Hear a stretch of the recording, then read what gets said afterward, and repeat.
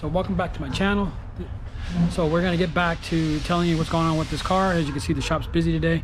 We're working on this ProMaster still, and this is what we're putting in. We're putting in this Alpine head unit, and we got the Odyssey 10, which we got to still build the box for, the HRCB and base cop control, and then we have the Bit 10 and the SR5600. So we're gonna put those in the car and get those all wired up, because we already pre-wired everything in the car for that, and then we'll tell you how to set up a Bit 10.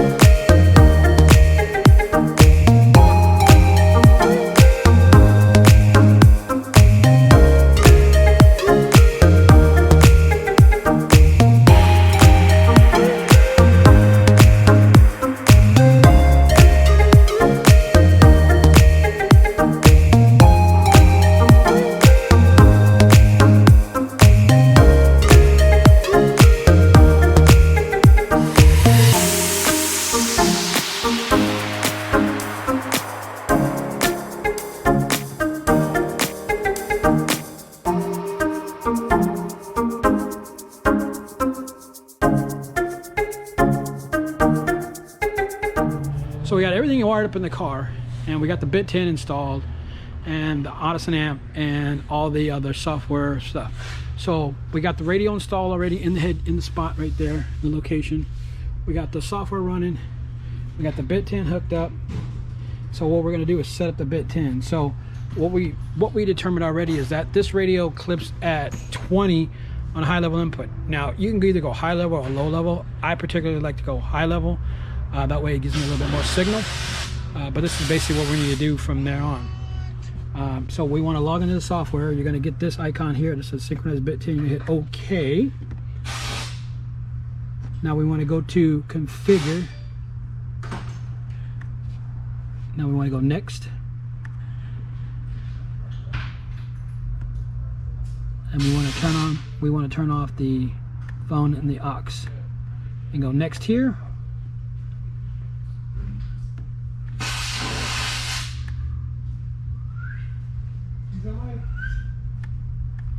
We're only do front left input.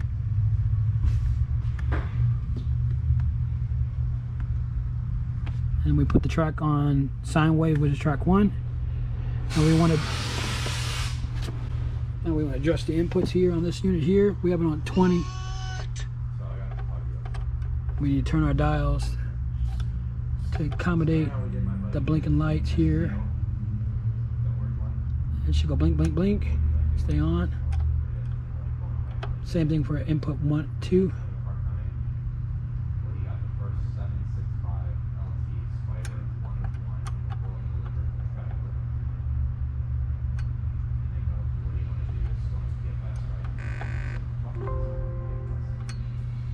Then we want to basically go here. Once we got the lights to blink the way we want it to. And then we want to go Next.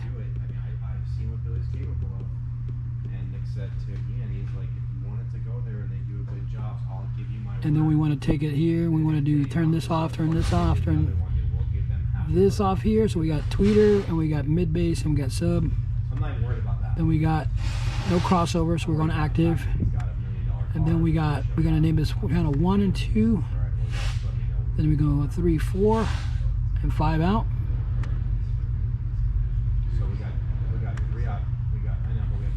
And we know this radio doesn't have an equalization, so we can skip this part.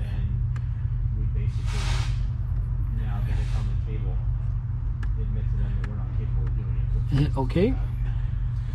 So now everything's all set up in here, literally. Now it's just basically got to update on the unit itself. Now we need to do, I do crossovers, so I'll do these crossovers because they're focal flax. I'll go 3500 at 24 dB per octave. And then I'll do these at bandpass. Bandpass at 3500 at 80 hertz at 24 dB per octave.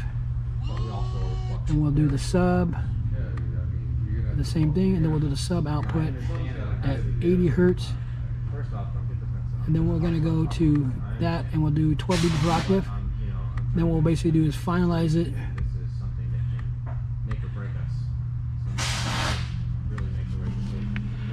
Now we can set up the amplifier with the gain controls and do that with the actual scope, and then we'll move on to the next step. So we have the amps all mocked up and put in, mounted, and now we got to work on the box. But as you can see, we got the radio installed in place. The speakers are obviously installed. There's some tuning that needs to go on in the car. As you can see, the amps are pretty much going. Processor's mounted. Everything's bolted in. We just got to do some zip ties right here. Tighten this up a little bit. Brackets are in. Everything's mounted. When said and done, it should sound pretty good. So stay tuned.